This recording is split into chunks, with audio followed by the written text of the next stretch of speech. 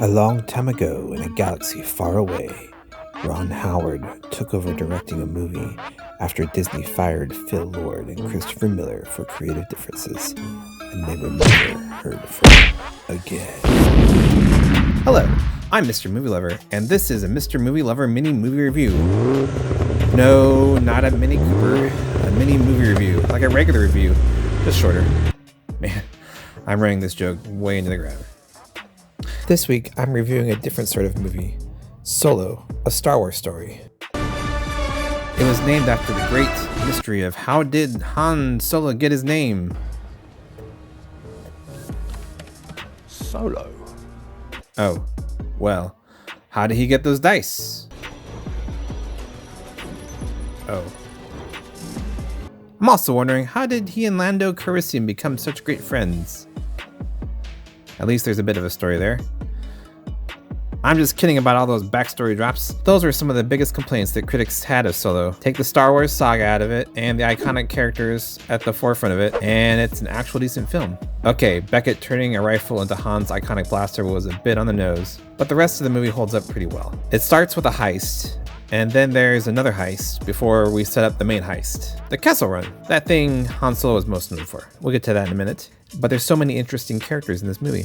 Paul Bentley plays Dryden Voss, the public face of the crime syndicate Crimson Dawn. He's near human, but he has striations that run across his face and glow when his adrenaline levels are high. Woody Harrelson plays Tobias Beckett, a smuggler that becomes Han's mentor as he abandons his career with the Empire to join the criminal underworld.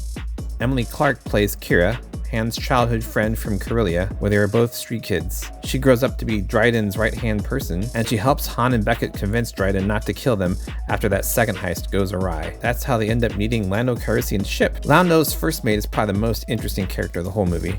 L337, voiced by Fleabag's Phoebe Waller-Bridge, is a droid who was ahead of her time. She is very outspoken about how horrible droids are being treated in the galaxy. She is very self-reliant, and during the third heist of the movie, she removed another droid's restraining bolt, and that droid removed another's, and so on until there's a giant revolt. All the droids on Kessel rise up against their oppressors and escape except L3.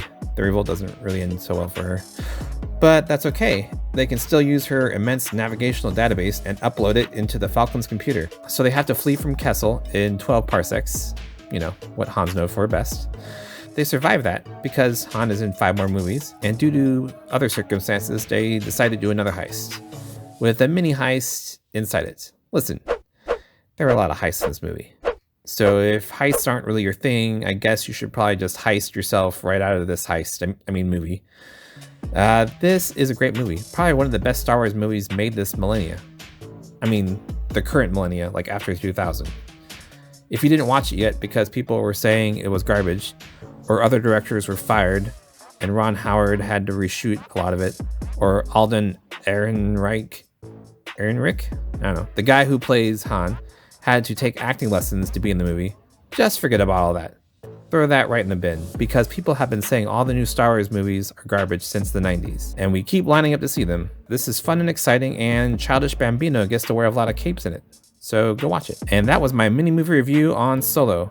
What do you think? Is it the train wreck that so many said it was? Or do you enjoy a fun romp with many twists and turns like I do? Leave me a comment so I know you care, and don't forget to like and subscribe and stuff. That would be great. But until then, I'm Mr. Movie Lover, and I love movies.